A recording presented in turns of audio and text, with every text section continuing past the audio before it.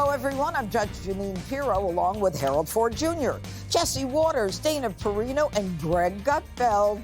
It's 5 o'clock in New York City, and this is The Five.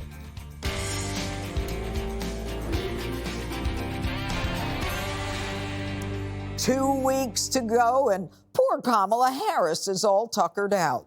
The candidate who likes to taunt Trump as exhausted is taking a day off from the campaign trail to prep for some pre-taped interviews with NBC and Telemundo. And that's not the only sign that Kamala is running on fumes. The vice president was out trotting out tired old attack lines about President Trump being the old threat to democracy, even though voters simply aren't buying it. Donald Trump is an unserious man, but the consequences of him being president of the United States are brutally serious. There are things that he says that will be the subject of skits and laughter and jokes. But words have meaning coming from someone who aspires to stand behind the seal of the President of the United States.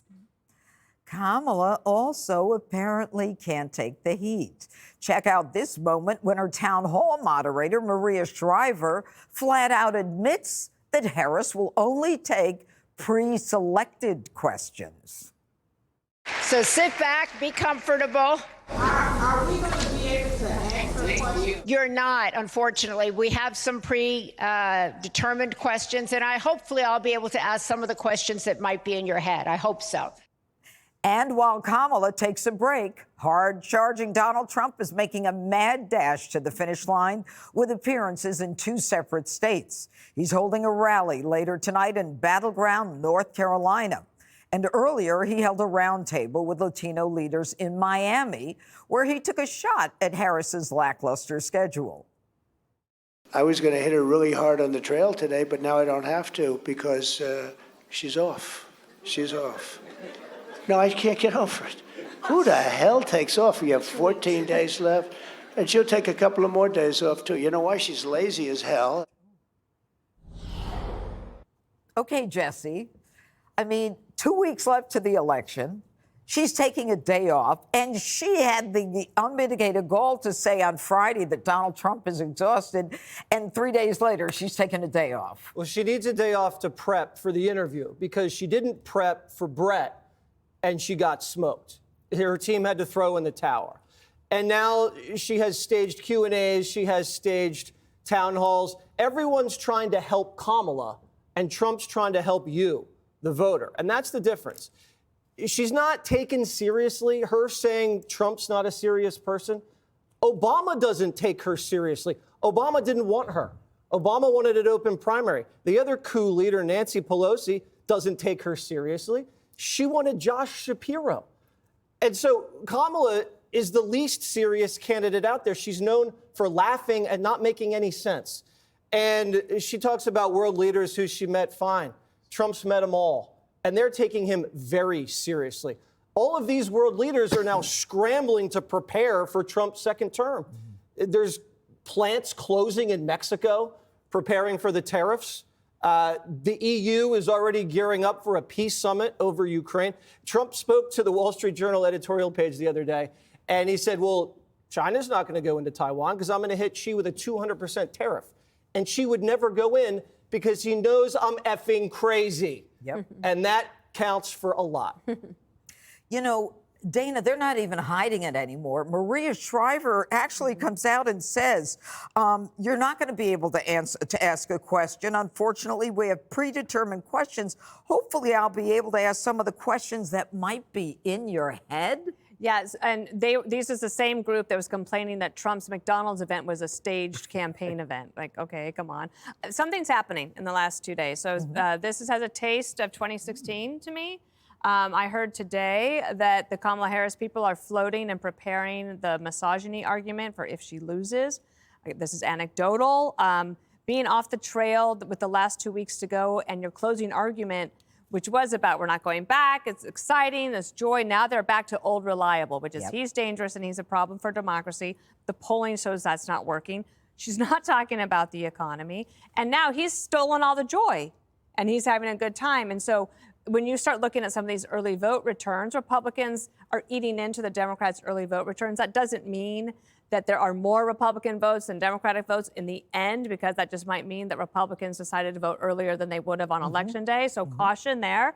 But if you are looking at momentum and who's winning, at the moment it does feel like Trump is. And I'll add one other thing. There was a reporter yesterday, I can't remember the name, from Politico, and they had one story that said, Trump won the day. This is the headline. And the subheadline was, Trump won the day because he showed his trademark capacity to entertain and drive headlines on the campaign trail.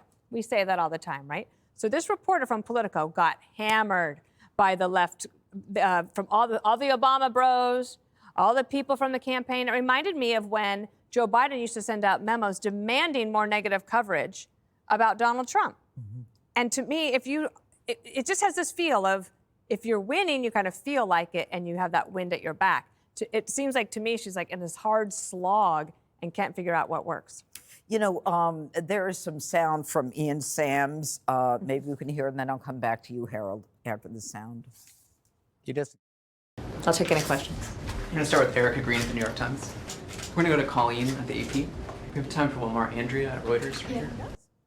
Okay, so she says she's ready for questions, and Ian Sams is behind her dictating who she's going to take the questions from. So besides everything being orchestrated, he's even deciding who gets to ask the question, not her. Good to be with you. Hope you had a good weekend. I watched this, and I listened to President Trump. The one thing I do agree with him on, with what he was saying a little earlier, was that I do hope that the campaign I support, that you can't take a day off between now and the next 2 weeks. You can't take a down day. You've got to be on the road. You got to be 3 or 4 events a day, and you got to try to get to 2 or 3 states. There's 7 states, 6 states that matter here at the end, and I think that voters want to see the candidates out on both sides. It's a great American tradition too. This is how candidates close. I don't think you can say that you don't think that the close that Vice President Harris is offering is one that is effective, and maybe it's not. She thinks it is. I think she looks at how she got in this race several weeks ago. And remember, before she got in the race, President Biden, in a head-to-head against President Trump, was losing outside of the margin of error in every battleground state. So she's close. And I think to Dana's point, there is a back and forth here. I think the McDonald's heard some of the commentary around the table over the last few days. I thought that was a brilliant move on the part of President Trump. It counters and counters some things that have been said about him. It advances some things that he'd like voters to believe about him in these final days. But I don't think there's anything curious or wrong, or for that matter, surprising about the fact that Vice President Harris is saying to the country, because I think a lot of people in some of the polling data have said, even supporters of President Trump have said, I'm not sure that I wanted to see an undisciplined Trump over the next 4 years. There's some people who are fine with it, and that is fine. I don't think it's problematic, though, or should that matter be thought of as strange, that she's trying to point out, do you want 4 more years of the kinds of things you hear from President Trump, even though you may like some of his policies or some of the outcomes? Do we want to have the tweets and have the social media and have the kind of name calling? Some people may say, I don't mind that. But for her to point that out, I think for her not to point it out would be malpractice on her part. And we'll have to see if this is what's most effective here at the end. And if it's not, President Trump will be elected. But if it is, she'll be elected herself. All right. Greg, do you agree that she needs to take a day off to study, to tell the American people or ask them, do you want 4 more years of Donald Trump? She hasn't figured that one out yet?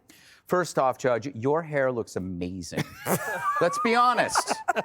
It looks amazing. So smart. No, it's true. Liz Cheney, however, she looks like a sad show dog. Oh, Did you see her up talk there? about her? She just looked absolutely miserable. She was hoping to have her dad's heart at that point. Look, Kamala can't speak off the cuff. She can't even speak on the cuff. If you stapled note cards to her cuff, she'd still be a flurry of poetry magnets. She's terrible. And she had the edge of being there with Maria Shriver. They both have a lot in common, a shared hatred of nannies.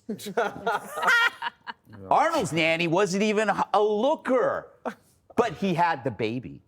And now Joseph is a successful fitness model on the cover of Men's Health, who also appeared on Dancing with the Stars. But you would never know that if he wasn't born. One of those weird things we don't talk about. There's a conflict going on between the stigmatizer and the normalizer. the stigmatizing always increases. He's a threat to democracy. He's like Hitler, which we saw again this week, even though he was almost murdered because of that 3 months ago. As it's becoming socially cheaper to vote for Trump, that's the normalization. You're going to see more and more stigmatization. Admitting you voted for Trump 4 years ago could have been deadly. But because of notable people like Musk and Tulsi and RFK, the message to everyone else is the coast is getting clearer, the cost is getting lower. And as that cost to endorse Trump gets cheaper and cheaper and cheaper, you're going to see this stigmatizing force get more and more intense. Now, you look at like her endorsements, Lizzo, Stevie Wonder, Ben Stiller. It doesn't move the needle at all because there was no social stigma attached to her in the first place. So it comes off as predictable, lame, and cowardly. So I don't know where I'm going to go with this, except to end on a positive note that, Judge, your hair looks great. Thank you.